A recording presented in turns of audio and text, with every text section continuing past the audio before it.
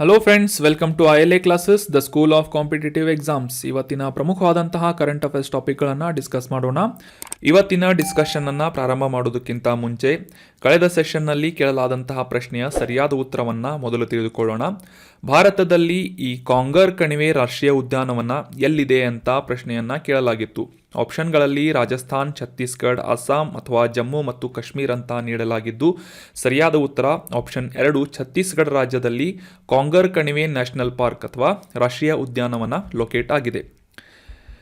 ಛತ್ತೀಸ್ಗಢ ಅಂತ ಕರೆಕ್ಟಾಗಿ ಆನ್ಸರ್ ಮಾಡಿದಂತಹ ಎಲ್ಲ ಸ್ಟೂಡೆಂಟ್ಸ್ಗಳಿಗೆ ಕಾಂಗ್ರ್ಯಾಚುಲೇಷನ್ಸ್. ಇದೇ ರೀತಿ ಡಿಸ್ಕಷನ್ನಲ್ಲಿ ಭಾಗವಹಿಸ್ತಾರಿ, ಅಟ್ಲೀಸ್ಟ್ ಆನ್ಸರ್ ಮಾಡೋದಕ್ಕೆ ಪ್ರಯತ್ನ ಪಡಿ ಅಂತ ಹೇಳ್ತಾ ಇವತ್ತಿನ ಪ್ರಶ್ನೆಯನ್ನು ನೋಡೋಣ. RBI ಹಣಕಾಸು ನೀತಿ ಸಮಿತಿ ಅಥವಾ ಮನಿಟರಿ ಪಾಲಿಸಿ ಕಮಿಟಿಯಲ್ಲಿ ಒಟ್ಟು ಎಷ್ಟು ಜನ ಸದಸ್ಯರಿರುತ್ತಾರೆ ಅಂತ ಪ್ರಶ್ನೆಯನ್ನು ಕೇಳಲಾಗಿದೆ.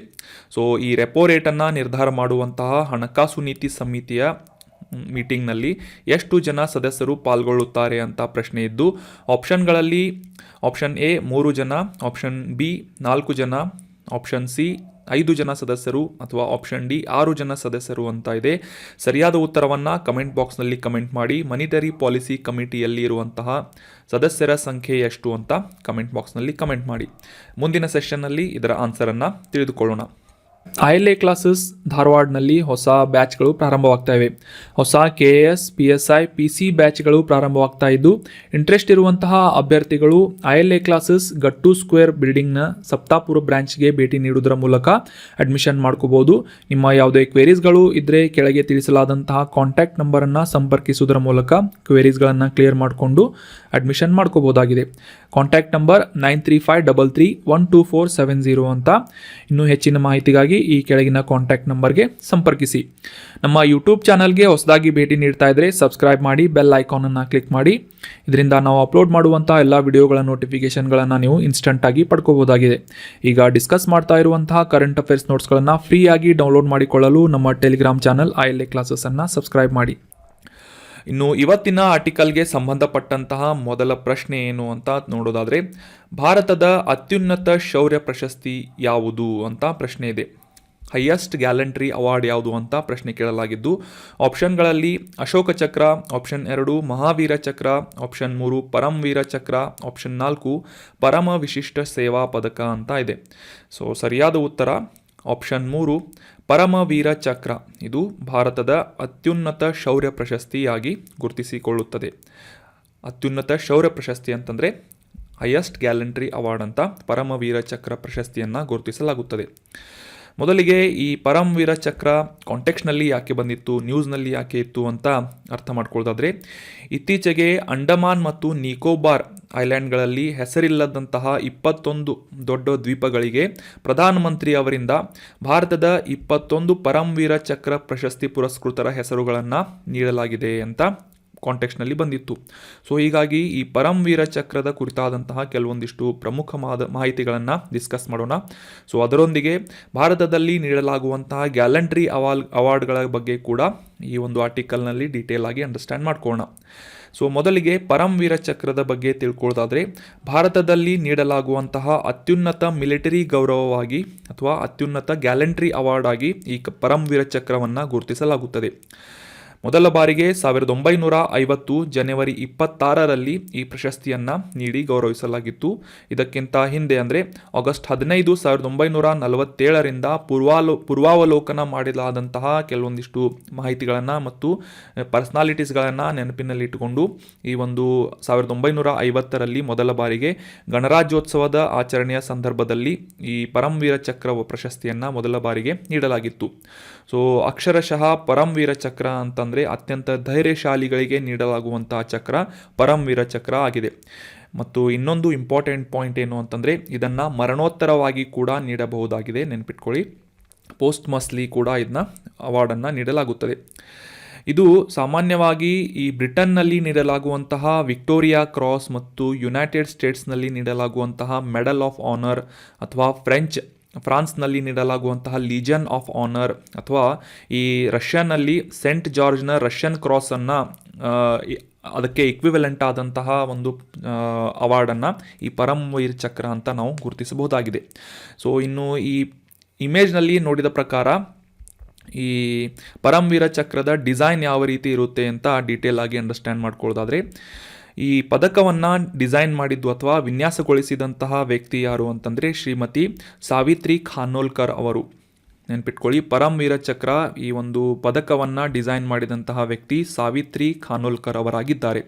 ಕಂಚಿನ ಪದಕದ ಈ ಒಂದು ವೃತ್ತಾಕಾರದ ಈ ಮೆಡಲನ್ನು ಮಧ್ಯದಲ್ಲಿ ಎತ್ತರಿಸಿದಂತಹ ಅಂದರೆ ಎಂಬಾಸ್ ಮಾಡಲಾದಂತಹ ವೃತ್ತದ ಮೇಲೆ ಶಿವಾಜಿಯ ಕತ್ತಿಯನ್ನು ಸುತ್ತುವರಿದಂತಹ ಇಂದ್ರನ ವಜ್ರಗಳ 4 ಪ್ರತಿಕೃತಿಗಳನ್ನು ಸುತ್ತುವರಿದಂತಹ ರಾಜ್ಯ ಲಾಂಛನ ಅಂತಂದರೆ ಈ ಒಂದು ಎಂಬ್ಲೆಮ್, ನ್ಯಾಷನಲ್ ಎಂಬ್ಲೆಮ್ ಏನಿರುತ್ತೆ, 4 ಸಿಂಹಗಳನ್ನು ಹೊಂದಿದಂತಹ ಎಂಬ್ಲೆಮ್, ಸೊ ಅದನ್ನು ಡಿಸೈನ್ ಮಾಡಲಾಗಿದೆ, ಆ ರೀತಿಯಂತಹ ಡಿಸೈನ್ ಮಾಡಲಾಗಿದೆ. ಮತ್ತು ಈ ಒಂದು ಪದಕದ ಹಿಮ್ಮುಖದಲ್ಲಿ ಹಿಂದಿ ಮತ್ತು ಇಂಗ್ಲೀಷ್ನಲ್ಲಿ 2 ಕಮಲದ ಹೂವುಗಳೊಂದಿಗೆ ಹಿಂದಿ ಮತ್ತು ಇಂಗ್ಲೀಷ್ನಲ್ಲಿ ಪರಮವೀರ ಚಕ್ರ ಅಂತ ಕೆತ್ತಲಾಗಿದೆ. ಮತ್ತು 32 mm ವಿಸ್ತೀರ್ಣದ ಅಥವಾ ಅದರ ಅಗಲವಾದಂತಹ ನೇರಳೆ ರಿಬ್ಬನ್ನಿಂದ ಈ ಒಂದು ಪದಕವನ್ನು ಜೋಡಿಸಲಾಗುತ್ತದೆ. ಈ ಇಮೇಜ್ನಲ್ಲಿ ನೋಡೋ ಪ್ರಕಾರ ಈ ನೇರಳೆ ಕಲರ್ ರಿಬ್ಬನ್ನನ್ನು ಈ ಒಂದು ಪದಕಕ್ಕೆ ಹಾಕಲಾಗಿದ್ದು, ಕಂಚಿನ ಈ ಒಂದು ಪದಕವನ್ನು ಅದರ ಹಿಂದುಗಡೆ ಪರಮವೀರ ಚಕ್ರ ಅಂತ ಹಿಂದಿ ಮತ್ತು ಇಂಗ್ಲೀಷ್ಗಳಲ್ಲಿ ಕೆತ್ತಲಾಗಿದ್ದು, ಅದರೊಂದಿಗೆ 2 ಲೋಟಸ್ ಅಥವಾ ಕಮಲದ ಪ್ರತಿಕೃತಿಗಳನ್ನು ಕೂಡ ಡಿಸೈನ್ ಮಾಡಲಾಗಿದೆ. ಅದರ ಮುಂಭಾಗದಲ್ಲಿ ನ್ಯಾಷನಲ್ ಎಂಬ್ಲೆಮ್ ಅಥವಾ ಈ ಒಂದು ಸಾರನಾಥದಲ್ಲಿರುವಂತಹ ಸ್ತಂಭದ 4 ಸಿಂಹಗಳನ್ನು ನ್ಯಾಷನಲ್ ಎಂಬ್ಲೆಮನ್ನು ಕೆತ್ತಲಾಗಿದ್ದು, ಈ ಶಿವಾಜಿಯ ಒಂದು ಕತ್ತಿಗಳನ್ನು ಡಿಸೈನ್ ಮಾಡಲಾಗಿದೆ ಅಂತ ಈ ಒಂದು ಇಮೇಜ್ನಲ್ಲಿ ನಾವು ಡೀಟೇಲ್ ಆಗಿ ಅಂಡರ್ಸ್ಟ್ಯಾಂಡ್ ಮಾಡ್ಕೋಬೋದಾಗಿದೆ. ಇನ್ನು ಈ ಶೌರ್ಯ ಪ್ರಶಸ್ತಿಯ ಕುರಿತಾದಂತಹ ಕೆಲವೊಂದಿಷ್ಟು ಪ್ರಮುಖ ಮಾಹಿತಿಗಳನ್ನು ತಿಳ್ಕೊಳ್ಳೋದಕ್ಕಿಂತ ಮುಂಚೆ ಇನ್ನು ಸ್ವಲ್ಪ ಇನ್ಕಂಪ್ಲೀಟ್ ಆಗಿತ್ತು ಇನ್ಫಾರ್ಮೇಷನ್. ಮೊದಲ ಬಾರಿಗೆ ಈ ಪರಮವೀರ ಚಕ್ರವನ್ನು ಪಡೆದಂತಹ ವಿಜೇತ ಅಥವಾ ಪಡೆದಂತಹ ವ್ಯಕ್ತಿ ಯಾರು ಅಥವಾ ಪರ್ಸ್ನಾಲಿಟಿ ಯಾರು ಅಂತಂದರೆ ಮಿಲಿಟರಿ ಮೇಜರ್ ಆದಂತಹ ಸೋಮನಾಥ್ ಶರ್ಮಾ, ಕುಮಾವೂರ್ ರೆಜಿಮೆಂಟ್ಗೆ ಸಂಬಂಧಪಟ್ಟಂತಹ ಸೋಮನಾಥ್ ಶರ್ಮಾ ಅವರಿಗೆ ಮೊದಲ ಬಾರಿಗೆ 1950ರಲ್ಲಿ ಪರಮವೀರ ಚಕ್ರವನ್ನು ನೀಡಿ ಗೌರವಿಸಲಾಗಿತ್ತು. ನೆನಪಿಟ್ಕೊಳ್ಳಿ, ಮೇಜರ್ ಸೋಮನಾಥ್ ಶರ್ಮಾ ಅವರಿಗೆ. ಇಷ್ಟು ವರ್ಷಗಳಲ್ಲಿ ಭಾರತದಲ್ಲಿ 21 ಜನರಿಗೆ ಮಾತ್ರ ಈ ಪರಮವೀರ ಚಕ್ರ ಪ್ರಶಸ್ತಿಯನ್ನು ನೀಡಲಾಗಿದ್ದು, 14 ಮರಣೋತ್ತರವಾಗಿ ಈ ಒಂದು ಪರಮವೀರ ಚಕ್ರವನ್ನು ನೀಡಿ ಗೌರವಿಸಲಾಗಿದೆ. ಭಾರತದಲ್ಲಿ ನೀಡಲಾಗುವಂತಹ ಕೆಲವೊಂದಿಷ್ಟು ಪ್ರಮುಖ ಶೌರ್ಯ ಪ್ರಶಸ್ತಿಗಳ ಕುರಿತಾಗಿ ತಿಳ್ಕೊಳ್ಳೋದಾದರೆ, ಮುಖ್ಯವಾಗಿ ಈ ಸಶಸ್ತ್ರ ಪಡೆಗಳ ಅಧಿಕಾರಿಗಳಾಗಿರ್ಬೋದು, ಸಿಬ್ಬಂದಿಗಳಾಗಿರ್ಬೋದು ಮತ್ತು ಇತರ ಕಾನೂನುಬದ್ಧ ಪಡೆಗಳಿಗೆ ನೀಡಲಾಗುವಂತಹ ನಾಗರಿಕ ಶೌರ್ಯ ಪ್ರಶಸ್ತಿ ಏನಿದೆ, ಅವರ ತ್ಯಾಗದ ಕಾರ್ಯಗಳನ್ನು ಗೌರವಿಸುವಂತಹ ನಿಟ್ಟಿನಲ್ಲಿ ಭಾರತ ಸರ್ಕಾರದಿಂದ ಈ ಶೌರ್ಯ ಪ್ರಶಸ್ತಿಗಳನ್ನು ನೀಡಲಾಗುತ್ತದೆ. ವರ್ಷದಲ್ಲಿ 2 ಬಾರಿ ಈ ಪ್ರಶಸ್ತಿಗಳನ್ನು ಪ್ರಕಟಿಸಲಾಗ್ತಾ ಇದ್ದು, ಮೊದಲು ಗಣರಾಜ್ಯೋತ್ಸವದ ಸಂದರ್ಭದಲ್ಲಿ ಮತ್ತು ಸ್ವತಂತ್ರ ದಿನಾಚರಣೆ ಅಂದರೆ ಆಗಸ್ಟ್ 15ರಂದು ಈ ಶೌರ್ಯ ಪ್ರಶಸ್ತಿಗಳನ್ನು ಘೋಷಣೆ ಮಾಡಲಾಗುತ್ತದೆ. ಇವುಗಳ ಒಂದು ಪ್ರಾಶಸ್ತ್ಯ ಮತ್ತು ಮಹತ್ವದ ಆಧಾರದ ಮೇಲೆ ಇವುಗಳನ್ನು ಕ್ಯಾಟಗರೈಸ್ ಮಾಡುವುದಾದರೆ, ಆರ್ಡರ್ ಸೀಕ್ವೆನ್ಸಸ್ಗಳನ್ನು ನೋಡೋದಾದರೆ, ಮೊದಲನೇದು ಭಾರತದಲ್ಲಿ ಅತ್ಯಂತ ಹೆಚ್ಚಿನ ಮಿಲಿಟರಿ ಗೌರವದ ಒಂದು ಪದಕ ಯಾವುದು ಅಂತಂದರೆ ಪರಮವೀರ ಚಕ್ರ ಅಂತ ಆಲ್ರೆಡಿ ಡಿಸ್ಕಸ್ ಮಾಡಿದ್ವಿ. ಅದಾದ ನಂತರ ಮಹಾವೀರ ಚಕ್ರ ಈ ಇಮೇಜ್ನಲ್ಲಿ ನೋಡೋ ಪ್ರಕಾರ, 2ನೇದು ವೀರಚಕ್ರ ಅಂತ, ನಂತರ 3ನೇದು ವೀರಚಕ್ರ, 4ನೇದು ಅಶೋಕ ಚಕ್ರ, 5ನೇದು ಕೀರ್ತಿ ಚಕ್ರ ಮತ್ತು 6ನೇದು ಶೌರ್ಯ ಚಕ್ರ ಅಂತ ಈ ರೀತಿಯಾದಂತಹ ಗ್ಯಾಲೆಂಟ್ರಿ ಅವಾರ್ಡ್ಸ್ಗಳನ್ನು ಪ್ರತಿ ವರ್ಷ 2 ಬಾರಿ ಘೋಷಿಸಲಾಗುತ್ತದೆ. ಒಂದು ಗಣರಾಜ್ಯೋತ್ಸವದ ಸಂದರ್ಭದಲ್ಲಿ ಮತ್ತು ಸ್ವತಂತ್ರ ದಿನಾಚರಣೆಯ ಸಂದರ್ಭದಲ್ಲಿ. ಮೊದಲ ಬಾರಿಗೆ 1950ರಲ್ಲಿ ಈ ಪರಮವೀರ ಚಕ್ರವನ್ನು ಘೋಷಣೆ ಮಾಡಲಾಗಿತ್ತು. ಇದನ್ನು ಪಡೆದಂತಹ ವ್ಯಕ್ತಿ ಯಾರು ಅಂತಂದರೆ ಮೇಜರ್ ಸೋಮನಾಥ್ ಶರ್ಮಾ ಅವರು. ಕುಮಾವೂರ್ ರೆಜಿಮೆಂಟ್ಗೆ ಸಂಬಂಧಪಟ್ಟಂಥ ಸೋಮನಾಥ್ ಶರ್ಮಾ ಅವರಿಗೆ ಮೊದಲ ಬಾರಿಗೆ ಪರಮವೀರ ಚಕ್ರವನ್ನು ನೀಡಲಾಗಿತ್ತು.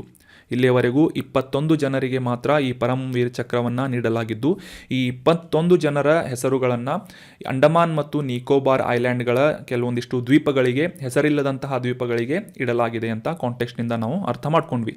So that was about detailed information of Paramvir Chakra ಮತ್ತು ಗ್ಯಾಲೆಂಟ್ರಿ ಅವಾರ್ಡ್ಗಳ ಬಗ್ಗೆ ಡೀಟೇಲ್ ಆಗಿ ಡಿಸ್ಕಸ್ ಮಾಡಿದ್ವಿ. ಇನ್ನು ಮುಂದಿನ ಆರ್ಟಿಕಲ್ಗೆ ಸಂಬಂಧಪಟ್ಟಂತಹ ಪ್ರಶ್ನೆಯನ್ನು ನೋಡೋದಾದರೆ, ಈ ಮಾಚು ಪಿಚ್ಚು ಅನ್ನುವ ವಿಶ್ವ ಪರಂಪರೆಯ ತಾಣ ಲೊಕೇಟ್ ಆಗಿರುವುದು ಯಾವ ದೇಶದಲ್ಲಿ ಅಂತ ಪ್ರಶ್ನೆ ಇದೆ.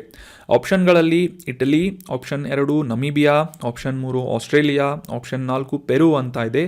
ಸರಿಯಾದ ಉತ್ತರ ಆಪ್ಷನ್ 4 ಪೆರು ದೇಶದಲ್ಲಿ ಈ ಮಾಚು ಪಿಚ್ಚು ಅನ್ನುವ ವಿಶ್ವ ಪರಂಪರೆಯ ತಾಣ ಲೊಕೇಟ್ ಆಗಿದೆ. ಇದು ವಿಶ್ವ ಪರಂಪರೆಯ ತಾಣ ಅಷ್ಟೇ ಅಲ್ಲದೆ ವಿಶ್ವದ 7 ಅದ್ಭುತಗಳಲ್ಲಿ ಒಂದು ಅಂತ ಗುರುತಿಸಿಕೊಳ್ಳುತ್ತದೆ. ಈ ಮಾಚು ಪಿಚ್ಚು ಇರುವುದು ಪೆರು ದೇಶದಲ್ಲಿ.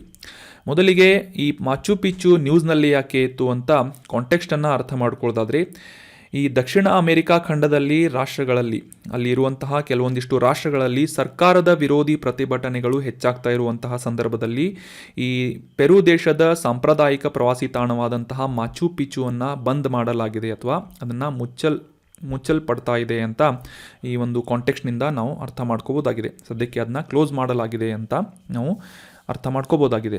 ಸೊ ಹೀಗಾಗಿ ಈ ಮಾಚು ಪಿಚ್ಚು ನ್ಯೂಸ್ನಲ್ಲಿರುವುದರಿಂದ ಇದಕ್ಕೆ ಸಂಬಂಧಪಟ್ಟಂತಹ ಕೆಲವೊಂದಿಷ್ಟು ಪ್ರಮುಖ ಮಾಹಿತಿಗಳನ್ನು ಈ ಆರ್ಟಿಕಲ್ನಲ್ಲಿ ಡಿಸ್ಕಸ್ ಮಾಡೋಣ. ಮೊದಲನೇದಾಗಿ exam point of view important ಇರೋದೇನು ಅಂತಂದರೆ ಇದರ ಲೊಕೇಶನ್ ಏನು ಅಂತ ನಾವು ಆಲ್ರೆಡಿ ತಿಳ್ಕೊಂಡ್ವಿ. ಪೆರು ದೇಶದಲ್ಲಿ ಮಾಚು ಪಿಚ್ಚು ಲೊಕೇಟ್ ಆಗಿದೆ ಅಂತ ಅಂಡರ್ಸ್ಟ್ಯಾಂಡ್ ಮಾಡ್ಕೊಂಡ್ವಿ.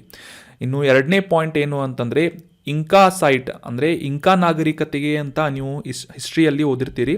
ಇಂಕಾ ನಾಗರಿಕತೆ ಸೈಟ್ ಅಂತ ಈ ಮಾಚು ಪಿಚ್ಚುವನ್ನು ಗುರುತಿಸಲಾಗುತ್ತೆ.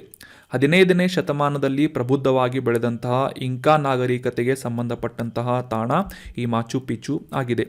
ಇದರ ಎಕ್ಸಾಕ್ಟ್ ಆದ ಲೊಕೇಶನನ್ನು ತಿಳ್ಕೊಳ್ಳೋದಾದರೆ ಪೆರು ದೇಶದ ಕುಜ್ಕೋ ಅನ್ನುವ ನಗರದ 50 ಮೈಲುಗಳು ದೂರದ, ಅಂದರೆ 80 ಕಿಲೋಮೀಟರ್ ದೂರದಲ್ಲಿರುವಂತಹ ಆ್ಯಂಡೀಸ್ ಪರ್ವತ ಶ್ರೇಣಿಯಲ್ಲಿ ಈ ಕಾರ್ಡಿಲೆರಾ ಡಿ ವಿಲ್ಕಾಂಬಾಬ್ ಅನ್ನುವ ಪ್ರದೇಶದಲ್ಲಿ ಈ ಮಾಚು ಪಿಚ್ಚುವನ್ನು ನಾವು ಗುರುತಿಸಬಹುದಾಗಿದೆ. ಇಷ್ಟೊಂದು ಡೀಟೇಲ್ ಇನ್ಫಾರ್ಮೇಷನ್ ನಿಮಗೆ ಅಷ್ಟೊಂದು ಇಂಪಾರ್ಟೆಂಟ್ ಆಗಿರೋದಿಲ್ಲ. ಆದರೆ ಇಂಪಾರ್ಟೆಂಟ್ ಏನು ಅಂತಂದರೆ ಮಾಚು ಪಿಚ್ಚು ಇರುವಂತಹ ದೇಶ ಯಾವುದು ಅಂತ ನೆನಪಿಟ್ಕೊಳ್ಳಿ, ಪೆರು ದೇಶ ಅಂತ. ಇದು ದಕ್ಷಿಣ ಅಮೆರಿಕಾ ಖಂಡದಲ್ಲಿ ಬರುವಂತಹ ಪ್ರಮುಖ ರಾಷ್ಟ್ರವಾಗಿದೆ. ಇನ್ನು ಈ ಮಾಚು ಪಿಚ್ಚು ಯಾವಾಗ ನಿರ್ಮಾಣಗೊಂಡಿತು ಅಂತ ತಿಳ್ಕೊಳ್ಳೋದಾದರೆ 1400ರ ಸಂದರ್ಭದಲ್ಲಿ, ಅಂದರೆ 1400ರ ದಶಕದ ಮಧ್ಯಭಾಗದಲ್ಲಿ 9ನೇ ಆಡಳಿತಗಾರ, ಇಂಕಾ ನಾಗರಿಕತೆಯ 9ನೇ ಆಡಳಿತಗಾರರಾದಂತಹ ಪಚಕುಟಿ ಇಂಕಾ ಯುಪಾಂಕಿ ಅಂತ ಇವರಿಂದ ನಿರ್ಮಾಣವಾದಂತಹ ಒಂದು ತಾಣ ಈ ಮಾಚು ಪಿಚ್ಚು ಅನ್ನುವ ತಾಣ ಆಗಿದೆ. ಅಷ್ಟೇ ಅಲ್ಲದೆ ಈ ಒಂದು ನಾಗರಿಕತೆ ಪ್ರಬುದ್ಧ ಸ್ಥಿತಿಯನ್ನು ಹೊಂದಿದಂತಹ ಸಂದರ್ಭದಲ್ಲಿ ಸಾಕಷ್ಟು ದೇವಾಲಯಗಳು, ಅರಮನೆಗಳು, ತಾರಸಿಗಳು ಅಂದರೆ ಟೆರೇಸಸ್ಗಳು, ಈ ಸ್ಮಾರಕಗಳು ಮತ್ತು ಕಾಂಪ್ಲೆಕ್ಸ್ಗಳು, ಗೋಡೆಗಳನ್ನು ಈ ಒಂದು ಸಂದರ್ಭದಲ್ಲಿ ಈ ಮಾಚು ಪಿಚ್ಚು ಇರುವಂತಹ ಸಂದರ್ಭದಲ್ಲಿ ನಿರ್ಮಾಣ ಮಾಡಲಾಗಿದೆ. 1911ರಲ್ಲಿ ಅಮೆರಿಕದ ಪರಿಶೋಧಕರಾದಂತಹ ಎಕ್ಸ್ಪ್ಲೋರರ್ ಆದಂತಹ ಹಿರಾಮ್ ಬಿಂಗ್ಹ್ಯಾಮ್ ಅವರು ಈ ಮಾಚು ಪಿಚ್ಚುವನ್ನು ಮರು ಸಂಶೋಧನೆ ಮಾಡಿದರು. 1983ರಲ್ಲಿ ಈ ಮಾಚು ಪಿಚ್ಚುವನ್ನು ಯುನೆಸ್ಕೋದ ವಿಶ್ವ ಪರಂಪರೆಯ ತಾಣ ಅಂತ ಗುರುತಿಸಲಾಯಿತು. ಇನ್ನು ಈ ಇಂಕಾ ನಾಗರಿಕತೆಗೆ ಸಂಬಂಧಪಟ್ಟಂತಹ ಕೆಲವೊಂದಿಷ್ಟು ಫ್ಯಾಕ್ಟ್ಸ್ಗಳನ್ನು ರಿವೈಸ್ ಮಾಡೋದಾದರೆ, ಆಲ್ರೆಡಿ ನೀವು ಹಿಸ್ಟ್ರಿಯಲ್ಲಿ ಇದನ್ನು ಓದಿರ್ತೀರಿ. ಸೊ ಮತ್ತೊಮ್ಮೆ ಇದನ್ನು ರಿವೈಸ್ ಮಾಡೋಣ. ಇಂಕಾ ನಾಗರಿಕತೆಗೆ ಸಂಬಂಧಪಟ್ಟಂತಹ ಮಾಹಿತಿಯಲ್ಲಿ ಮೊದಲನೇದೇನು ಅಂತಂದರೆ ಯಾವ ಟೈಮ್ ಪೀರಿಯಡ್ನಲ್ಲಿ ಇದು ಎಸ್ಟಾಬ್ಲಿಷ್ ಆಗಿತ್ತು ಅಂತಂದರೆ ಕ್ರಿಸ್ತಶಕ 1400ರಿಂದ 1533 ಈ ಒಂದು ಟೈಮ್ ಪೀರಿಯಡ್ನಲ್ಲಿ ಪ್ರಬುದ್ಧವಾಗಿ ಬೆಳೆದಂತಹ ನಾಗರಿಕತೆ ಇಂಕಾ ನಾಗರಿಕತೆ ಆಗಿದೆ. ಇದಕ್ಕಿಂತ ಹಿಂದೆ ನಾವು ರೀಸೆಂಟಾಗಿ ಕೆಲವೊಂದಿಷ್ಟು ದಿನಗಳ ಹಿಂದೆ ಮಾಯನ್ ನಾಗರಿಕತೆಗೆ ಸಂಬಂಧಪಟ್ಟಂತಹ ಕೆಲವೊಂದಿಷ್ಟು ಮಾಹಿತಿಗಳನ್ನು ಕೂಡ ಡಿಸ್ಕಸ್ ಮಾಡಿದ್ವಿ. ಮಾಯನ್ ನಾಗರಿಕತೆ ಬೆಳೆದಂತಹ ತಾಣ ಎಲ್ಲಿ ಅಂತಂದರೆ ಸೆಂಟ್ರಲ್ ಅಮೇರಿಕಾ ಅಂತ ನಾವು ಅಂಡರ್ಸ್ಟ್ಯಾಂಡ್ ಮಾಡ್ಕೊಂಡ್ವಿ. ಅಂತಂದರೆ ಮೆಕ್ಸಿಕೋ ಮತ್ತು ಗಲ್ಫ್ ಆಫ್ ಮೆಕ್ಸಿಕೋದಲ್ಲಿ ಬರುವಂತಹ ಕೆಲವೊಂದಿಷ್ಟು ಪ್ರದೇಶಗಳಲ್ಲಿ ಈ ಮಾಯನ್ ನಾಗರಿಕತೆ ಬೆಳೆದಿತ್ತು ಅಂತ ತಿಳ್ಕೊಂಡ್ವಿ. ಅದೇ ರೀತಿಯಾಗಿ ಇಂಕಾ ನಾಗರಿಕತೆ ಕೂಡ ಅದರಿಂದ ಸಪರೇಟ್ ಆಗಿದ್ದು ದಕ್ಷಿಣ ಅಮೆರಿಕಾ ಖಂಡದಲ್ಲಿರುವಂತಹ ಪೆರು ದೇಶದಲ್ಲಿ ಇಂಕಾ ನಾಗರಿಕತೆ ಬೆಳೆದಂತಹ ಒಂದು ವಿಷಯವನ್ನು ನಾವು ಈಗ ಡಿಸ್ಕಸ್ ಮಾಡಿದ್ವಿ. ಸೊ ಇಂಕಾ ನಾಗರಿಕತೆಗೆ ಸಂಬಂಧಪಟ್ಟಂತಹ ಇನ್ನಷ್ಟು ಮಾಹಿತಿಗಳನ್ನು ತಿಳ್ಕೊಳ್ಳೋದಾದರೆ ಈ ಅಮೆರಿಕಾದಲ್ಲಿ ಅತ್ಯಂತ ದೊಡ್ಡದಾದಂತಹ ಸಾಮ್ರಾಜ್ಯ ಅಂತ ಗುರುತಿಸಬೇಕು ಅಂತಂದರೆ ಇಂಕಾ ನಾಗರಿಕತೆ ಆಗಿದೆ. ಇಂಕಾ ನಾಗರಿಕತೆ ಇರುವಂತಹ ಸಂದರ್ಭದಲ್ಲಿ ಆ ಸಮಾಜದಲ್ಲಿ ಸಾಕಷ್ಟು ಶ್ರೇಣೀಕೃತವಾದಂತಹ ಸಮಾಜವನ್ನು ಇಂಕಾ ನಾಗರಿಕತೆ ಹೊಂದಿದ್ದು, ಈ ಚಕ್ರವರ್ತಿ ಏನಿರ್ತಾರೆ ಅಂದರೆ ಆ ಒಂದು ಆಡಳಿತಗಾರ ಏನಿರ್ತಾರೆ ಅವರು ಶ್ರೀಮಂತ ಅಧಿಕಾರಶಾಹಿಯ ಒಂದು ಶ್ರೇಣಿಯನ್ನು ಪಡೆದಿದ್ದರು. ಸೊ ಅವರ ಸಹಾಯದಿಂದ ಆಳ್ವಿಕೆಯನ್ನು ಈ ಆಡಳಿತಗಾರ ನಡೆಸ್ತಾ ಇದ್ರು. ಅಷ್ಟೇ ಅಲ್ಲದೆ ಇಂಕಾ ನಾಗರಿಕತೆ ಪ್ರಬುದ್ಧತೆಯನ್ನು ಹೊಂದಿದಂತಹ ಸಂದರ್ಭದಲ್ಲಿ ಸಾಕಷ್ಟು ತಂತ್ರಜ್ಞಾನ, ವಾಸ್ತುಶಿಲ್ಪಕ್ಕೆ ಹೆಚ್ಚಾದಂತಹ ಒತ್ತನ್ನು ನೀಡಲಾಗಿದ್ದು ಅವರ ಆರ್ಥಿಕತೆ ಮುಖ್ಯವಾಗಿ ಕೃಷಿಯ ಮೇಲೆ ಆಧಾರಿತವಾದಂತಹ ಒಂದು ನಾಗರಿಕತೆಯಾಗಿತ್ತು. ನೆನ್ಪಿಟ್ಕೊಳ್ಳಿ, ಕೃಷಿ ಆಧಾರಿತವಾದಂತಹ ನಾಗರಿಕತೆ ಇಂಕಾ ನಾಗರಿಕತೆ ಆಗಿತ್ತು. ಇನ್ನು ಆ ಇಂಕಾ ನಾಗರಿಕತೆಯಲ್ಲಿ ಪ್ರಾಕ್ಟೀಸ್ ಮಾಡಲಾಗ್ತಾ ಇದ್ದಂತಹ ಧರ್ಮದ ಬಗ್ಗೆ ತಿಳ್ಕೊಳ್ಳೋದಾದರೆ ಅನಿಮಿಸಮ್, ಫೆಟಿಷಿಸಮ್ ಮತ್ತು ಪ್ರಕೃತಿ ದೇವತೆಗಳಂತಹ ಆರಾಧನೆಯ ವೈಶಿಷ್ಟ್ಯಗಳನ್ನು, ಅವುಗಳ ಸಂಯೋಜನೆಯನ್ನು ಈ ಇಂಕಾ ನಾಗರಿಕತೆಯ ಜನರು ಹೊಂದಿದ್ದರು. ಮತ್ತು ಆ ಇಂಕಾ ನಾಗರಿಕತೆಗೆ ಸಂಬಂಧಿಸಿದಂತಹ ಜನರು ಮಾತನಾಡ್ತಾ ಇದ್ದಂತಹ ಭಾಷೆ ಯಾವುದು ಅಂತಂದರೆ ಕ್ವೆಚುವಾ ಅನ್ನುವ ಭಾಷೆಯನ್ನು ಈ ಜನರು ಮಾತಾಡ್ತಾ ಇದ್ರು. ಸದ್ಯಕ್ಕೆ ಕೂಡ ಪ್ರಪಂಚದಲ್ಲಿ ಸುಮಾರು 8 ಮಿಲಿಯನ್ನಷ್ಟು ಜನರು ಈ ಇಂಕಾ ನಾಗರಿಕತೆಗೆ ಸಂಬಂಧಪಟ್ಟಂತಹ ಕ್ವೆಚುವಾ ಅನ್ನುವ ಭಾಷೆಯನ್ನು ಮಾತನಾಡ್ತಾ ಇದ್ದಾರೆ. ಅಷ್ಟೇ ಅಲ್ಲದೆ ಇಂಕಾ ನಾಗರಿಕತೆಗೆ ಸಂಬಂಧಪಟ್ಟಂತಹ ವಂಶಜರನ್ನು ಈಗಲೂ ಕೂಡ ನಾವು ಕಾಣಬಹುದಾಗಿದ್ದು ಆಂಡೀಸ್ ಪರ್ವತ ಶ್ರೇಣಿ ಇರುವುದು ಈ ದಕ್ಷಿಣ ಅಮೆರಿಕಾದಲ್ಲಿ. ಸೊ ಪೆರು ಪ್ರದೇಶದಲ್ಲಿರುವಂತಹ ಆಂಡೀಸ್ ಪರ್ವತ ಶ್ರೇಣಿಯಲ್ಲಿ ಕ್ವೆಚುವಾ ಮಾತನಾಡುವಂತಹ ರೈತರನ್ನು ಮತ್ತು ಸುಮಾರು ಈ ಪೆರು ದೇಶದ 45% ಜನ ಈ ಕ್ವೆಚುವಾ ಭಾಷೆಯನ್ನು ಮಾತನಾಡುವುದನ್ನು ನಾವು ಕಾಣಬಹುದಾಗಿದೆ. So that was about brief information of Inca ನಾಗರಿಕತೆ ಅಥವಾ ಇಂಕಾ ಸಿವಿಲೈಸೇಷನ್. ಮತ್ತು ಮಾಚು ಪಿಚ್ಚು ಅಂತ ಕೂಡ ತಿಳ್ಕೊಂಡ್ವಿ. ಇದು ಇಂಕಾ ನಾಗರಿಕತೆಗೆ ಸಂಬಂಧಿಸಿದಂತಹ ಪ್ರಸಿದ್ಧವಾದಂತಹ ತಾಣವಾಗಿದೆ. ಇನ್ನು ಮುಂದಿನ ಆರ್ಟಿಕಲ್ಗೆ ಸಂಬಂಧಪಟ್ಟಂತಹ ಪ್ರಶ್ನೆಯನ್ನು ನೋಡೋದಾದರೆ, ಮೊದಲ ಬಾರಿಗೆ ರಾಷ್ಟ್ರೀಯ ಮತದಾರರ ದಿನವನ್ನು ಯಾವ ವರ್ಷ ಆಚರಿಸಲಾಯಿತು ಅಂತ ಪ್ರಶ್ನೆ ಇದ್ದು, ಆಪ್ಷನ್ಗಳಲ್ಲಿ 1950, ಆಪ್ಷನ್ 2 1989, ಆಪ್ಷನ್ 3 2002 ಮತ್ತು ಆಪ್ಷನ್ 4 2011 ಅಂತ ಇದೆ.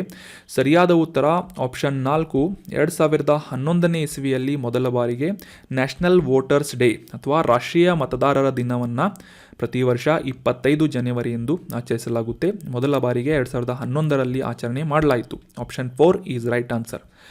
ಕಾಂಟೆಕ್ಸ್ಟನ್ನು ಅರ್ಥ ಮಾಡ್ಕೊಳ್ಳೋದಾದರೆ, ಈಗ ರೀಸೆಂಟಾಗಿ 13ನೇ ರಾಷ್ಟ್ರೀಯ ಮತದಾರರ ದಿನಾಚರಣೆಯನ್ನು 25ನೇ ಜನವರಿ 2023ರಂದು ಭಾರತದ ಚುನಾವಣಾ ಆಯೋಗದಿಂದ ಆಚರಿಸಲಾಯಿತು ಅಂತ ಕಾಂಟೆಕ್ಸ್ಟ್ನಲ್ಲಿ ಬಂದಿದೆ. ಸೊ ಹೀಗಾಗಿ ಈ ರಾಷ್ಟ್ರೀಯ ಮತದಾರರ ದಿನದ ಕುರಿತಾದಂತಹ ಕೆಲವೊಂದಿಷ್ಟು ಪ್ರಮುಖ ಮಾಹಿತಿಗಳನ್ನು ಈ ಆರ್ಟಿಕಲ್ನಲ್ಲಿ ಡಿಸ್ಕಸ್ ಮಾಡೋಣ. ಪ್ರತಿ ವರ್ಷ ಆಗಲೇ ಡಿಸ್ಕಸ್ ಮಾಡಿದ ಹಾಗೆ ಭಾರತೀಯ ಚುನಾವಣಾ ಆಯೋಗದಿಂದ ಅದರ ಸಂಸ್ಥಾಪನಾ ದಿನವನ್ನು ಗುರುತಿಸುವಂಥ ಉದ್ದೇಶದಿಂದ ಜನವರಿ 25 ರಾಷ್ಟ್ರೀಯ ಮತದಾರರ ದಿನ ಅಂತ ಆಚರಿಸಲಾಗುತ್ತದೆ.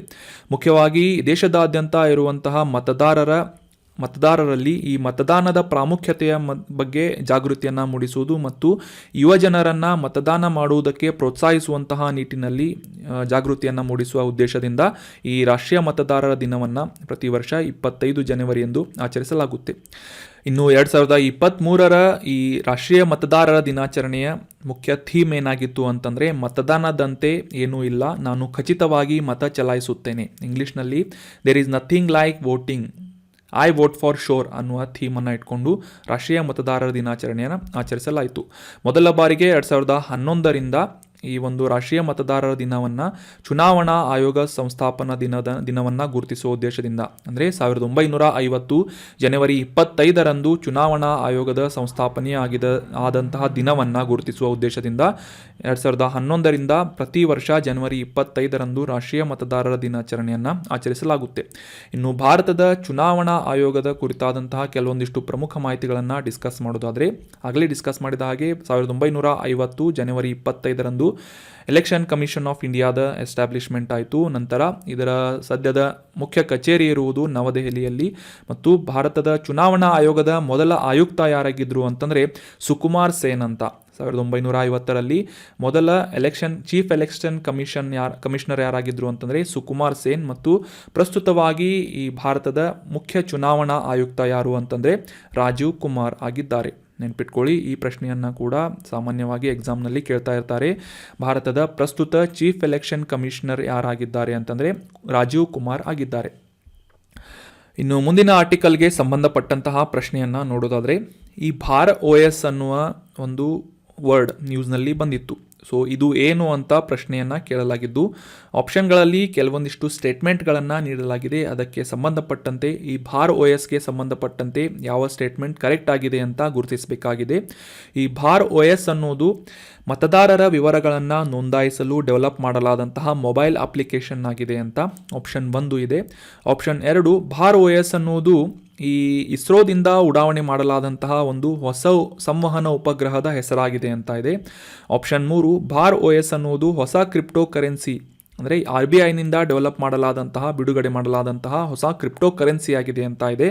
ಆಪ್ಷನ್ 4 ಈ ಭಾರ್ OS ಅನ್ನುವುದು ಮೊಬೈಲ್ಗಳಿಗೆ ಡೆವಲಪ್ ಮಾಡಲಾದಂತಹ ಹೊಸ ಆಪರೇಟಿಂಗ್ ಸಿಸ್ಟಮ್ ಆಗಿದೆ ಅಂತ ಇದೆ. ಸರಿಯಾದ ಉತ್ತರ ಆಪ್ಷನ್ 4 ಭಾರ್ OS ಅನ್ನುವುದು ಮೊಬೈಲ್ಗಳಿಗೆ ದೇಶೀಯವಾಗಿ ಡೆವಲಪ್ ಮಾಡಲಾದಂತಹ ಒಂದು ಆಪರೇಟಿಂಗ್ ಸಿಸ್ಟಮ್ ಆಗಿದೆ. ಯಾವ ರೀತಿಯಾಗಿ ಆಂಡ್ರಾಯ್ಡ್ ಮತ್ತು iOS ಅಂತ ನಾವು ಮೊಬೈಲ್ಗಳಲ್ಲಿ ಉಪಯೋಗಿಸ್ತೇವೆ, ಅದೇ ರೀತಿಯಾಗಿ ದೇಶೀಯವಾಗಿ ಡೆವಲಪ್ ಮಾಡಲಾದಂತಹ ಆಪರೇಟಿಂಗ್ ಸಿಸ್ಟಮ್ನ ಹೆಸರು ಭಾರ್ OS ಅಂತ ಇದೆ. ಸೊ ಮೊದಲಿಗೆ ಕಾಂಟೆಕ್ಸ್ಟನ್ನು ಅರ್ಥ ಮಾಡ್ಕೊಳ್ಳೋದಾದರೆ, ರೀಸೆಂಟಾಗಿ ಜಾಂಡ್ ಕೆ ಆಪರೇಷನ್ಸ್ ಪ್ರೈವೇಟ್ ಲಿಮಿಟೆಡ್ ಅನ್ನುವ ಕಂಪನಿ ಮತ್ತು IIT ಮದ್ರಾಸ್ನಿಂದ ಸಪೋರ್ಟನ್ನು ಪಡೆದುಕೊಂಡು ಮತ್ತು ವಿಜ್ಞಾನ ಮತ್ತು ತಂತ್ರಜ್ಞಾನ ಸಚಿವಾಲಯದಿಂದ ಇಲಾಖೆಯಿಂದ ಧನ ಸಹಾಯವನ್ನು ಪಡೆದು ಈ ಭಾರ್ OS ಅನ್ನುವ ಒಂದು ಆಪರೇಟಿಂಗ್ ಸಿಸ್ಟಮನ್ನು ಸ್ಥಳೀಯವಾಗಿ ಮೊಬೈಲ್ಗಳಲ್ಲಿ ಡೆವಲಪ್ ಮಾಡಲಾಗಿದೆ. ಸೊ ಹೀಗಾಗಿ ಈ ಭಾರ್ OS ಅನ್ನುವ ಈ ಒಂದು ಆಪರೇಟಿಂಗ್ ಸಿಸ್ಟಮ್ಗೆ ಸಂಬಂಧಪಟ್ಟಂತಹ ಕೆಲವೊಂದಿಷ್ಟು ಪ್ರಮುಖ ಮಾಹಿತಿಗಳನ್ನು ಈ ಆರ್ಟಿಕಲ್ನಲ್ಲಿ ಡಿಸ್ಕಸ್ ಮಾಡೋಣ.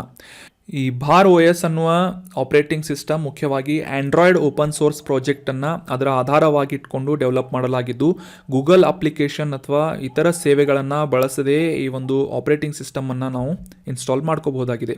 ಅಷ್ಟೇ ಅಲ್ಲದೆ ಈ ನೇಟಿವ್ ಓವರ್ ದ ಏರ್ ಅಥವಾ ನೋಟಾ ಅನ್ನುವ ಅಪ್ಡೇಟ್ಗಳನ್ನು ಬೆಂಬಲಿಸುವಂತಹ ಈ ಒಂದು ಆಪರೇಟಿಂಗ್ ಸಿಸ್ಟಮ್ ಡಿಫಾಲ್ಟ್ ಅಪ್ಲಿಕೇಶನ್ಗಳನ್ನು ಹೊಂದಿರುವುದಿಲ್ಲ.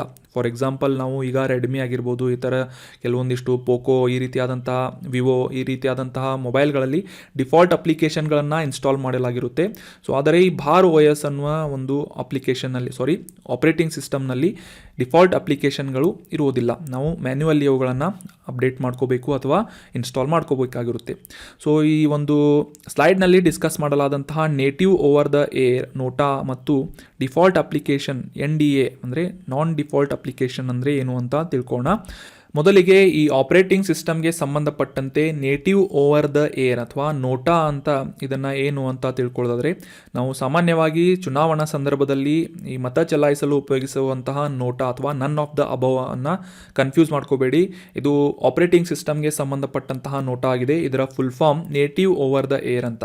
ಇದು ಏನು ಅಂತ ಎಕ್ಸಾಕ್ಟಾಗಿ ಕಾನ್ಸೆಪ್ಟನ್ನು ಅಂಡರ್ಸ್ಟ್ಯಾಂಡ್ ಮಾಡ್ಕೊಳ್ಳೋದಾದರೆ, ಸೆಕ್ಯೂರಿಟಿ ಅಪ್ಡೇಟ್ಸ್ಗಳಾಗಿರ್ಬೋದು ಅಥವಾ ಬಗ್ ಫಿಕ್ಸಿಂಗ್ಗಳಿಗೆ ಸಂಬಂಧಪಟ್ಟಂತೆ ಇವುಗಳನ್ನು ಸಾಮಾನ್ಯವಾಗಿ ಆಂಡ್ರಾಯ್ಡ್ ಆಪರೇಟಿಂಗ್ ಸಿಸ್ಟಮ್ ಅಥವಾ iOSಗಳಲ್ಲಿ ಇವುಗಳನ್ನು ಮ್ಯಾನ್ಯುವಲ್ ಆಗಿ ಅಪ್ಡೇಟ್ ಮಾಡಬೇಕಾಗುತ್ತೆ.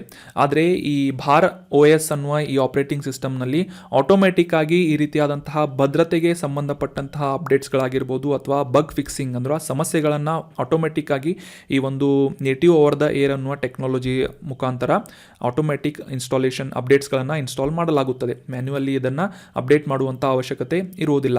ಸೊ ಇದು ನೋಟಾ. ಆದರೆ ಇನ್ನು ನೋ ಡಿಫಾಲ್ಟ್ ಅಪ್ಲಿಕೇಶನ್ಸ್ ಅಂತಂದರೆ ಈ ಒಂದು ಆಪರೇಟಿಂಗ್ ಸಿಸ್ಟಮ್ನಲ್ಲಿ ಯಾವುದೇ ರೀತಿಯಾಗಿ ಡಿಫಾಲ್ಟ್ ಅಪ್ಲಿಕೇಶನ್ಗಳನ್ನು ಪ್ರೀ ಇನ್ಸ್ಟಾಲ್ ಮಾಡಲಾಗಿರುವುದಿಲ್ಲ. ಅಂತಂದರೆ ಮೊಬೈಲನ್ನು ತೆಗೆದುಕೊಂಡಂತಹ ಸಂದರ್ಭದಲ್ಲಿ ಆಪರೇಟಿಂಗ್ ಸಿಸ್ಟಮ್ ಇರುತ್ತೆ ಆಂಡ್ರಾಯ್ಡ್ ಅಥವಾ ಈ iOS ಅಂತ. ಸೊ ಅದಕ್ಕೆ ಕಂಪೇರ್ ಮಾಡಿದರೆ ಈ ಭಾರ್ OS ಅನ್ನುವ ಆಪರೇಟಿಂಗ್ ಸಿಸ್ಟಮ್ನಲ್ಲಿ ಯಾವುದೇ ರೀತಿಯಾಗಿ ಪ್ರೀ ಇನ್ಸ್ಟಾಲ್ಡ್ ಅಪ್ಲಿಕೇಶನ್ ಇರುವುದಿಲ್ಲ. ಈ MIಗೆ ಸಂಬಂಧಪಟ್ಟಂಥ ಅಪ್ಲಿಕೇಶನ್ಗಳು ಸಾಮಾನ್ಯವಾಗಿ ನೀವು ನೋಡಿರ್ತೀರಿ ಮೊಬೈಲ್ಗಳಲ್ಲಿ ಅಥವಾ ಈ ಆ್ಯಪಲ್ ಫೋನ್ಗಳಲ್ಲಿ ಕೂಡ ಈ iOS ಆಪರೇಟಿಂಗ್ ಸಿಸ್ಟಮ್ ಇದ್ದಂತಹ ಒಂದು ಮೊಬೈಲ್ಗಳಲ್ಲಿ ಕೂಡ ನೀವು ಈ ಪ್ರೀ ಇನ್ಸ್ಟಾಲ್ಡ್ ಅಪ್ಲಿಕೇಶನ್ಗಳನ್ನು ನೋಡಿರ್ತೀರಿ. ಆದರೆ ಇವುಗಳಲ್ಲಿ ಯಾವುದೇ ರೀತಿಯಾದಂತಹ ಈ ಭಾರ್ OS ಅನ್ನೋ ಆಪರೇಟಿಂಗ್ ಸಿಸ್ಟಮ್ನಲ್ಲಿ ಪ್ರೀ ಇನ್ಸ್ಟಾಲ್ಡ್ ಅಪ್ಲಿಕೇಶನ್ ಇರುವುದಿಲ್ಲ. ನೀವು ಮ್ಯಾನ್ಯುವಲ್ಲಿ ಅವುಗಳನ್ನು ಮೊಬೈಲ್ಗಳಲ್ಲಿ ಈ ಆಪರೇಟಿಂಗ್ ಸಿಸ್ಟಮ್ನಲ್ಲಿ ಇನ್ಸ್ಟಾಲ್ ಮಾಡ್ಕೊಳ್ಬೇಕಾಗುತ್ತೆ. ಸೊ ಈ ರೀತಿಯಾದಂತಹ ಸೌಲಭ್ಯಗಳನ್ನು ಕೂಡ ಈ ಭಾರ್ OS ಅನ್ನುವ ಆಪರೇಟಿಂಗ್ ಸಿಸ್ಟಮ್ನಲ್ಲಿ ಮಾಡಲಾಗಿದೆ. ಇದರಲ್ಲಿ ವಿಶೇಷತೆ ಏನು ಅಂತಂದರೆ, ಭಾರತದಲ್ಲಿ ಮೊದಲ ಬಾರಿಗೆ ದೇಶೀಯವಾಗಿ ಈ ಭಾರ್ OS ಅನ್ನುವ ಒಂದು ಮೊಬೈಲ್ ಆಪರೇಟಿಂಗ್ ಸಿಸ್ಟಮನ್ನು ಡೆವಲಪ್ ಮಾಡಲಾಗಿದೆ. ಇನ್ನು ಮುಂದಿನ ಆರ್ಟಿಕಲ್ಗೆ ಸಂಬಂಧಪಟ್ಟಂತಹ ಪ್ರಶ್ನೆ, ಇದು ಎನ್ವೈರ್ಮೆಂಟ್ಗೆ ಸಂಬಂಧಪಟ್ಟಂತಹ ಆರ್ಟಿಕಲ್ ಆಗಿದ್ದು, ಮೊದಲಿಗೆ ಪ್ರಶ್ನೆಯನ್ನು ನೋಡೋಣ.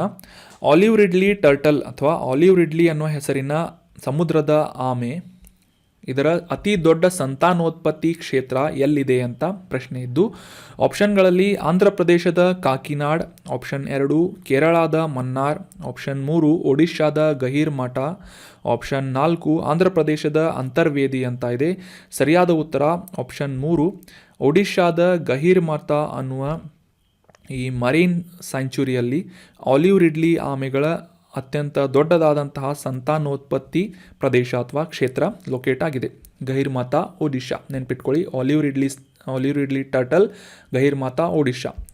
ಸೊ ಈ ಪ್ರಾಣಿ ಅಂದರೆ ಆಲಿವ್ ರಿಡ್ಲಿ ಟರ್ಟಲ್ ರೀಸೆಂಟಾಗಿ ನ್ಯೂಸ್ನಲ್ಲಿ ಇತ್ತು. ಯಾಕಂತಂದರೆ ಈ ನೂರಾರು ಆಲಿವ್ ರಿಡ್ಲಿ ಆಮೆಗಳು ಭಾರತದ ಪೂರ್ವ ಕರಾವಳಿಯಲ್ಲಿ ಅಥವಾ ಅದರಲ್ಲಿ ಮುಖ್ಯವಾಗಿ ಗೋದಾವರಿ ಪ್ರದೇಶದ ಕಾಕಿನಾಡ ಮತ್ತು ಅಂತರ್ವೇದಿ ನಡುವಿನ ಪ್ರದೇಶಗಳಲ್ಲಿ ಸಂತಾನೋತ್ಪತ್ತಿಗಾಗಿ ಬಂದಂತಹ ಈ ಒಂದು ಆಲಿವ್ ರಿಡ್ಲಿ ಟರ್ಟಲ್ಗಳು ನೂರಾರು ಪ್ರಮಾಣದಲ್ಲಿ ತೀರಿ ಹೋಗಿವೆ ಅಥವಾ ತಮ್ಮ ಪ್ರಾಣವನ್ನು ಕಳೆದುಕೊಂಡಿವೆ ಅಂತ ನ್ಯೂಸ್ನಲ್ಲಿ ಬಂದಿತ್ತು. ಸೊ ಹೀಗಾಗಿ ಆಲಿವ್ ರಿಡ್ಲಿ ಟರ್ಟಲ್ ಸಾಮಾನ್ಯವಾಗಿ ಪ್ರತಿ ವರ್ಷ ಈ ಒಂದು ಪೂರ್ವ ಕರಾವಳಿಗೆ ವಲಸೆ ಬರುವಂತಹ ಸಂತಾನೋತ್ಪತ್ತಿಗೆ ವಲಸೆ ಬರುವಂತಹ ಪ್ರಾಣಿಯಾಗಿದ್ದು ಈ ಆಲಿವ್ ರಿಡ್ಲಿ ಟರ್ಟಲ್ ಸಾಮಾನ್ಯವಾಗಿ ಪ್ರತಿ ವರ್ಷ ನ್ಯೂಸ್ನಲ್ಲಿ ಇರುತ್ತೆ. ಸೊ ಹೀಗಾಗಿ ಇದಕ್ಕೆ ಸಂಬಂಧಪಟ್ಟಂತಹ ಕೆಲವೊಂದಿಷ್ಟು ಪ್ರಮುಖ ಮಾಹಿತಿಗಳನ್ನು ನಾವು ರಿವೈಸ್ ಮಾಡೋಣ. ಎಕ್ಸಾಮ್ನಲ್ಲಿ ಕೇಳಿದರೂ ಕೇಳಬಹುದು. ಆಲಿವ್ ರಿಡ್ಲಿ ಆಮೆಗಳು ಮುಖ್ಯವಾಗಿ ಪ್ರಪಂಚದಲ್ಲಿ ಕಂಡುಬರುವಂತಹ ಸಮುದ್ರದ ಆಮೆಗಳಲ್ಲಿ ಅತ್ಯಂತ ಚಿಕ್ಕದಾದಂತಹ ಸೈಜ್ನ ಆಮೆಗಳಾಗಿವೆ ಈ ಆಲಿವ್ ರಿಡ್ಲಿ ಆಮೆಗಳು. ಸಮುದ್ರದಲ್ಲಿ ಕಂಡುಬರುವಂತಹ ಆಮೆಗಳು ಈ ಆಲಿವ್ ರಿಡ್ಲಿ ಟರ್ಟಲ್ ಆಗಿವೆ. ಇವುಗಳ ಪ್ರಮುಖವಾದ ವಿಶೇಷತೆಯನ್ನು ಗುರುತಿಸೋದಾದರೆ ಸಾಮೂಹಿಕವಾಗಿ ಗೂಡು ಕಟ್ಟುವಿಕೆಯ ಪ್ರಕ್ರಿಯೆಯಿಂದ ಸಾವಿರಾರು ಹೆಣ್ಣುಗಳು ಈ ಮೊಟ್ಟೆ ಇಡುವಂತಹ ಉದ್ದೇಶದಿಂದ ಬೀಚಸ್ಗಳಲ್ಲಿ ಒಟ್ಟಿಗೆ ಸೇರುವಂತಹ ಒಂದು ಹ್ಯಾಬಿಟನ್ನು ಈ ಆಲಿವ್ ರಿಡ್ಲಿ ಟರ್ಟಲ್ಗಳು ಹೊಂದಿರುತ್ತವೆ. ಈ ಒಂದು ಪ್ರಕ್ರಿಯೆಯನ್ನು ಅರಿಬಾಡ ಅಂತ ಕರೆಯಲಾಗುತ್ತೆ. ಸಾಮೂಹಿಕವಾಗಿ ಸಾವಿರಾರು ಹೆಣ್ಣು ಆಲಿವ್ ರಿಡ್ಲಿ ಟರ್ಟಲ್ಗಳು ಅಥವಾ ಆಮೆಗಳು ಸಾಮೂಹಿಕ ಗೂಡು ಕಟ್ಟುವಿಕೆಯ ಒಂದು ಪ್ರಕ್ರಿಯೆಯ ಮುಖಾಂತರ ಸಂತಾನೋತ್ಪತ್ತಿಯನ್ನು ಮಾಡುತ್ತವೆ. ಈ ಒಂದು ಪ್ರಕ್ರಿಯೆ ಅಥವಾ ಫೆನಾಮಿನಾನನ್ನು ಅರಿಬಾಡ ಅಂತ ಗುರುತಿಸಲಾಗುತ್ತದೆ. ಈ ಆಲಿವ್ ರಿಡ್ಲಿ ಆಮೆಗಳು ಮಾಂಸಾಹಾರಿ ಪ್ರಾಣಿಗಳಾಗಿದ್ದು ಆಲಿವ್ ಬಣ್ಣದ ಬೆನ್ನು ಚಿಪ್ಪಿನಿಂದಾಗಿ ಇವುಗಳ ಹೆಸರನ್ನು ಆಲಿವ್ ರಿಡ್ಲಿ ಆಮೆಗಳು ಅಂತ ಗುರುತಿಸಲಾಗುತ್ತೆ. ಸಾಮಾನ್ಯವಾಗಿ ಪೆಸಿಫಿಕ್ ಮಹಾಸಾಗರ, ಅಟ್ಲಾಂಟಿಕ್ ಮಹಾಸಾಗರ ಮತ್ತು ಹಿಂದೂ ಮಹಾಸಾಗರದ ಬೆಚ್ಚಗಿನ ನೀರಿನಲ್ಲಿ ಬದುಕುವಂತಹ ಈ ಆಲಿವ್ ರಿಡ್ಲಿ ಆಮೆಗಳು ಒಡಿಶಾದ ಗಹಿರ್ಮಾತಾ ಅನ್ನುವ ಒಂದು ಸಾಗರ ಅಭಯಾರಣ್ಯ ಅಥವಾ ಮರೀನ್ ಸ್ಯಾಂಚುರಿಯಲ್ಲಿ ಪ್ರತಿ ವರ್ಷ ಸಾವಿರಾರು ಪ್ರಮಾಣದ ಈ ಆಲಿವ್ ರಿಡ್ಲಿ ಟರ್ಟಲ್ಗಳು ವಲಸೆ ಬರುತ್ತವೆ ಸಂತಾನೋತ್ಪತ್ತಿಯ ಉದ್ದೇಶಕ್ಕಾಗಿ. ಸೊ ಹೀಗಾಗಿ ಪ್ರಪಂಚದ ಅತಿ ದೊಡ್ಡ ರೂಕರಿ ಅಂತಂದರೆ ಸಂತಾನೋತ್ಪತ್ತಿ ಮಾಡುವಂತಹ ಪ್ರದೇಶವನ್ನು ರೂಕರಿ ಅಂತ ಕರೆಯಲಾಗುತ್ತೆ. ಸೊ ಒಡಿಶಾದ ಗಹಿರ್ಮಾತಾ ಅನ್ನುವ ಪ್ರದೇಶವನ್ನು ಅಥವಾ ಬೀಚನ್ನು ಆಲಿವ್ ರಿಡ್ಲಿ ಟರ್ಟಲ್ಗಳ ಅತ್ಯಂತ ದೊಡ್ಡದಾದಂತಹ ಪ್ರಪಂಚದಲ್ಲಿ ದೊಡ್ಡದಾದಂತಹ ಸಂತಾನೋತ್ಪತ್ತಿ ವಸಾಹತು ಅಥವಾ ಪ್ರದೇಶ ಅಂತ ಗುರುತಿಸಲಾಗುತ್ತದೆ. ಸೊ ಇನ್ನು ಈ ಆಲಿವ್ ರಿಡ್ಲಿ ಆಮೆಗಳ ಸಂರಕ್ಷಣಾ ಸ್ಥಿತಿಯನ್ನು ನೋಡೋದಾದರೆ international union for conservation of nature IUCN ಕೆಂಪು ಪಟ್ಟಿಯಲ್ಲಿ ಇದರ ಸಂರಕ್ಷಣೆಗಾಗಿ ದುರ್ಬಲ ಅಥವಾ ವಲ್ನರೇಬಲ್ ಅನ್ನುವ ಕ್ಯಾಟಗರಿಯಲ್ಲಿ ಈ ಒಂದು ಆಲಿವ್ ರಿಡ್ಲಿ ಟರ್ಟಲ್ಗಳನ್ನು ಇನ್ಕ್ಲೂಡ್ ಮಾಡಲಾಗಿದ್ದು ಭಾರತದ 1972 ವನ್ಯಜೀವಿ ಸಂರಕ್ಷಣಾ ಕಾಯ್ದೆಯ ಶೆಡ್ಯೂಲ್ 1ರಲ್ಲಿ ಇವುಗಳಿಗೆ ಅತ್ಯಂತ ಹೆಚ್ಚಿನ ಒಂದು ಸಂರಕ್ಷಣೆಯ ಒಂದು ಸ್ಥಿತಿಯನ್ನು ನೀಡಲಾಗಿದೆ. ಮತ್ತು ಈ ಅಳಿವಿನಂಚಿನಲ್ಲಿರುವಂತಹ ಪ್ರಾಣಿಗಳ ಸಂರಕ್ಷಣೆ ಮತ್ತು ಅವುಗಳ ಇಲ್ಲಿಗಲ್ ಟ್ರೇಡಿಂಗ್ ಅಥವಾ ವ್ಯಾಪಾರ ಮಾಡುವುದನ್ನು ತಡೆಗಟ್ಟುವಂತಹ ಉದ್ದೇಶದಿಂದ ಒಂದು ಸೈಟ್ಸ್ ಅನ್ನುವ ಒಂದು ಸಮಾವೇಶವನ್ನು ಸ್ಟಾರ್ಟ್ ಮಾಡಲಾಗಿತ್ತು. ಈ ಸೈಟ್ಸ್ನ ಅನುಬಂಧ ಅಥವಾ ಅಪೆಂಡಿಕ್ಸ್ 1 ಅನ್ನುವ ಒಂದು ಅಪೆಂಡಿಕ್ಸ್ನಲ್ಲಿ ಕ್ಯಾಟಗರಿಯಲ್ಲಿ ಆಲಿವ್ ರಿಡ್ಲಿ ಆಮೆಗಳನ್ನು ಅತ್ಯಂತ ಹೆಚ್ಚಿನ ಒಂದು ಸಂರಕ್ಷಿತ ಸ್ಥಿತಿಯನ್ನು ಈ ಒಂದು ಸೈಟ್ಸ್ನಲ್ಲೂ ಕೂಡ ನೀಡಲಾಗಿದೆ. ಈ CITES ಅಂತಂದರೆ ಈ ವೈಲ್ಡ್ ಲೈಫ್ ಅಥವಾ ಈ ಅಳಿವಿನಂಚಿನಲ್ಲಿರುವಂತಹ ಪ್ರಾಣಿ ಮತ್ತು ಸಸ್ಯ ಪ್ರಭೇದಗಳನ್ನು ಟ್ರೇಡ್ ಮಾಡುವುದು ಅಥವಾ ಈ ವ್ಯಾಪಾರ ಮಾಡುವುದನ್ನು ತಡೆಗಟ್ಟುವುದು, ನಿಯಂತ್ರಣ ಮಾಡುವ ಉದ್ದೇಶದಿಂದ 1975ರಲ್ಲಿ ಸೈಟ್ಸ್ ಅನ್ನುವ ಒಂದು ಸಮಾವೇಶವನ್ನು ನಡೆಸಲಾಗಿತ್ತು. ಈ ಸೈಟ್ಸ್ ಅಥವಾ CITES ಅಂತಂದರೆ ಏನು ಅಂತ ತಿಳ್ಕೊಂಡು ಕಮೆಂಟ್ ಬಾಕ್ಸ್ನಲ್ಲಿ ಕಮೆಂಟ್ ಮಾಡಿ. ನೆಕ್ಸ್ಟ್ ಸೆಷನ್ನಲ್ಲಿ ಇದರ ಕರೆಕ್ಟ್ ಆನ್ಸರನ್ನು ತಿಳಿದುಕೊಳ್ಳೋಣ. ಸೊ ಇನ್ನು ಆಲಿವ್ ರಿಡ್ಲಿ ಟರ್ಟಲ್ಗೆ ಸಂಬಂಧಪಟ್ಟಂತೆ 1980ರ ದಶಕದಲ್ಲಿ ಆಪರೇಷನ್ ಒಲಿವಿಯಾ ಅನ್ನುವ ಕಾರ್ಯಾಚರಣೆಯನ್ನು ಭಾರತೀಯ ಕೋಸ್ಟ್ ಗಾರ್ಡ್ಗಳಿಂದ ಮಾಡಲಾಗಿತ್ತು. ಸಾಮಾನ್ಯವಾಗಿ ನವೆಂಬರ್ ಮತ್ತು ಡಿಸೆಂಬರ್ ತಿಂಗಳುಗಳಲ್ಲಿ ಸಂತಾನೋತ್ಪತ್ತಿಯ ಉದ್ದೇಶದಿಂದ ಭಾರತದ ಪೂರ್ವ ಕರಾವಳಿಗೆ ಬರುವಂತಹ ಈ ಆಮೆಗಳು ಇವುಗಳನ್ನು ಸಂರಕ್ಷಣೆ ಮಾಡುವಂತಹ ಉದ್ದೇಶದಿಂದ ಆಪರೇಷನ್ ಒಲಿವಿಯಾ ಅನ್ನುವ ಒಂದು ಕಾರ್ಯಾಚರಣೆಯನ್ನು ಈ ಭಾರತೀಯ ಕೋಸ್ಟ್ ಗಾರ್ಡ್ಗಳಿಂದ ಮಾಡಲಾಗಿತ್ತು. ಸೊ ನೆನ್ಪಿಟ್ಕೊಳ್ಳಿ, ಒಡಿಶಾ ಕರಾವಳಿಯಲ್ಲಿ ಮೊದಲ ಬಾರಿಗೆ 1980ರ ದಶಕದಲ್ಲಿ ಇದನ್ನು ಪ್ರಾರಂಭ ಮಾಡಲಾಗಿತ್ತು. ಆಪರೇಷನ್ ಒಲಿವಿಯಾ ಇದು ಎದಕ್ಕೆ ಸಂಬಂಧಪಟ್ಟಿದೆ ಅಂತ ಪ್ರಶ್ನೆ ಏನಾದರೂ ಬಂದರೆ ಆಲಿವ್ ರಿಡ್ಲಿ ಆಮೆಗಳಿಗೆ ಸಂಬಂಧಪಟ್ಟಂತೆ ಅವುಗಳ ಸಂರಕ್ಷಣೆಗೆ ಸಂಬಂಧಪಟ್ಟಂತೆ ಈ ಆಪರೇಷನ್ ಒಲಿವಿಯಾನ ಭಾರತದ ಕೋಸ್ಟ್ ಗಾರ್ಡ್ಗಳಿಂದ ಕಾರ್ಯಾಚರಣೆಯನ್ನು ಮಾಡಲಾಗಿತ್ತು ಅಂತ ಕರೆಕ್ಟ್ ಆನ್ಸರ್ ಆಗಿರುತ್ತೆ. So that was all about today's articles. ಈಗ ಡಿಸ್ಕಸ್ ಮಾಡಲಾದಂಥ ಎಲ್ಲ ಆರ್ಟಿಕಲ್ಸ್ಗಳನ್ನು ಮತ್ತೊಮ್ಮೆ ರಿವೈಸ್ ಮಾಡಿಬಿಡೋಣ. ಮೊದಲನೇ ಆರ್ಟಿಕಲ್ನಲ್ಲಿ ನಾವು ಪರಮವೀರ ಚಕ್ರದ ಕುರಿತಾದಂತಹ ಪ್ರಮುಖ ಮಾಹಿತಿಗಳನ್ನು ಡಿಸ್ಕಸ್ ಮಾಡಿದ್ವಿ. ಇದರ ಹಿನ್ನೆಲೆಯನ್ನು ಮತ್ತು ಯಾವ ವರ್ಷದಿಂದ ಯಾರಿಗೆ ಮೊದಲ ಬಾರಿಗೆ ಈ ಒಂದು ಪರಮವೀರ ಚಕ್ರ ಗ್ಯಾಲೆಂಟ್ರಿ ಅವಾರ್ಡನ್ನು ಶೌರ್ಯ ಪ್ರಶಸ್ತಿಯನ್ನು ನೀಡಲಾಯಿತು ಅಂತ ತಿಳ್ಕೊಂಡ್ವಿ. ಮತ್ತು ಈ ಪರಮವೀರ ಚಕ್ರದ ಡಿಸೈನ್ ಬಗ್ಗೆ ಕೂಡ ಅಂಡರ್ಸ್ಟ್ಯಾಂಡ್ ಮಾಡ್ಕೊಂಡ್ವಿ. ನಂತರ ಈ ಭಾರತದಲ್ಲಿ ನೀಡಲಾಗುವಂತಹ ಪ್ರಮುಖ ಶೌರ್ಯ ಪ್ರಶಸ್ತಿಗಳು ಅಥವಾ ಗ್ಯಾಲೆಂಟ್ರಿ ಅವಾರ್ಡ್ಗಳ ಕುರಿತಾದಂತಹ ಒಂದು ಮಾಹಿತಿಯನ್ನು ಈ ಆರ್ಟಿಕಲ್ನಲ್ಲಿ ಡಿಸ್ಕಸ್ ಮಾಡಿದ್ವಿ. ನಂತರದ ಆರ್ಟಿಕಲ್ನಲ್ಲಿ ಮಾಚು ಪಿಚು ಅನ್ನುವ ಪೆರುವಿನ ಸಾಂಪ್ರದಾಯಿಕ ಪ್ರವಾಸಿ ತಾಣ ಅಥವಾ ಈ ವಿಶ್ವ ಪರಂಪರೆಯ ತಾಣದ ಕುರಿತಾಗಿ ಡೀಟೇಲ್ ಆಗಿ ಅಂಡರ್ಸ್ಟ್ಯಾಂಡ್ ಮಾಡ್ಕೊಂಡ್ವಿ. ಇಂಕಾ ನಾಗರಿಕತೆಗೆ ಸಂಬಂಧಪಟ್ಟಂತೆ ಮಾಚು ಪಿಚುವನ್ನು ಗುರುತಿಸಲಾಗುತ್ತದೆ ಮತ್ತು ಇಂಕಾ ನಾಗರಿಕತೆ ಸಂಬಂಧಪಟ್ಟಂತೆ ಸಾಕಷ್ಟು ಮಾಹಿತಿಗಳನ್ನು ಕೂಡ ಈ ಆರ್ಟಿಕಲ್ನಲ್ಲಿ ಡಿಸ್ಕಸ್ ಮಾಡಿದ್ವಿ. ನಂತರದ ಆರ್ಟಿಕಲ್ನಲ್ಲಿ ಜನವರಿ 25ರಂದು ಆಚರಿಸಲಾಗುವಂತಹ ರಾಷ್ಟ್ರೀಯ ಮತದಾರರ ದಿನಾಚರಣೆಯ ಕುರಿತಾದಂತಹ ಮಾಹಿತಿಗಳನ್ನು ಡಿಸ್ಕಸ್ ಮಾಡಿದ್ವಿ. ಈ ಭಾರತದ ಚುನಾವಣಾ ಆಯೋಗದ ಸ್ಥಾಪನೆಯ ಒಂದು ಗುರುತಿನ ಅಥವಾ ಆ ದಿನದ ಗುರುತಾಗಿ ಈ ಒಂದು ರಾಷ್ಟ್ರೀಯ ಮತದಾರರ ದಿನಾಚರಣೆಯನ್ನು ಆಚರಿಸಲಾಗುತ್ತೆ. ಮುಖ್ಯವಾಗಿ ಈ ಮತದಾರರ ಒಂದು ಜಾಗೃತಿಯನ್ನು ಮೂಡಿಸುವ ಉದ್ದೇಶದಿಂದ, ಮತದಾನವನ್ನು ಪ್ರೋತ್ಸಾಹ ಮಾಡುವಂತಹ ಉದ್ದೇಶದಿಂದ ಈ ನ್ಯಾಷನಲ್ ವೋಟರ್ಸ್ ಡೇ ಅನ್ನು ಪ್ರತಿ ವರ್ಷ 25 ಜನವರಿಯಂದು ಆಚರಿಸಲಾಗುತ್ತದೆ. ನಂತರ ಈ ಭಾರ್ OS ಅನ್ನುವ operating system, mobile operating system ಕುರಿತಾಗಿ ನಾವು ಡಿಸ್ಕಸ್ ಮಾಡಿದ್ವಿ. ಯಾವ ರೀತಿಯಾಗಿ ಆಂಡ್ರಾಯ್ಡ್ ಮತ್ತು iOS ಅಂತ ಆ್ಯಪಲ್ ಫೋನ್ಗಳಲ್ಲಿ ನಾವು ಬಳಸ್ತೇವೆ, ಅದೇ ರೀತಿಯಾಗಿ ಭಾರ್ OS ಅನ್ನುವ ಭಾರತದ ದೇಶೀಯವಾಗಿ ಡೆವಲಪ್ ಮಾಡಲಾದಂತಹ ಆಪರೇಟಿಂಗ್ ಸಿಸ್ಟಮ್ ಸಂಬಂಧಪಟ್ಟಂತಹ ಮಾಹಿತಿಗಳನ್ನು ಮತ್ತು ಇದರಲ್ಲಿ ಇರುವಂತಹ ಕೆಲವೊಂದಿಷ್ಟು ವಿಶೇಷತೆಗಳನ್ನು ಅಂದರೆ ನೋಟಾ ಆಗಿರ್ಬೋದು, ನೋ ಡಿಫಾಲ್ಟ್ ಅಪ್ಲಿಕೇಶನ್ ಸೆಟ್ಟಿಂಗ್ ಆಗಿರ್ಬೋದು, ಈ ರೀತಿಯಾದಂತಹ ಮಾಹಿತಿಗಳನ್ನು ಕೂಡ ಡಿಸ್ಕಸ್ ಮಾಡಿದ್ವಿ. ನಂತರ ಲಾಸ್ಟ್ ಆರ್ಟಿಕಲ್ನಲ್ಲಿ ಆಲಿವ್ ರಿಡ್ಲಿ ಆಮೆಗಳ ಕುರಿತಾದಂತಹ ಪ್ರಮುಖ ಮಾಹಿತಿಗಳನ್ನು ಡಿಸ್ಕಸ್ ಮಾಡಿದ್ವಿ. So that was all about today's articles. ಈ ಕಂಟೆಂಟನ್ನು ನಿಮ್ಮ ಎಲ್ಲ ಫ್ರೆಂಡ್ಸ್ಗಳ ಜೊತೆ ಶೇರ್ ಮಾಡಿ, ಸಬ್ಸ್ಕ್ರೈಬ್ ಮಾಡಿ. Thank you so much for joining the discussion. Have an awesome day.